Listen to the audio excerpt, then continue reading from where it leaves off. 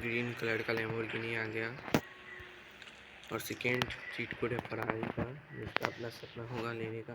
Ferrari का cheat code है 900। यहाँ पे रेड कलर की फरारी आ गई। और लास्ट कार जाने से पहले वीडियो को लाइक और चैनल को सब्सक्राइब कर दीजिए। लास्ट कार का चीट कोड है, गुवाहाटी लास्ट कार है, उसका चीट कोड है 800। यहाँ पे ये ब्लू कलर की लैम्बोर्गिनी आ गई। आप वीडियो को लाइक और सब्सक्राइब कर दीजिए।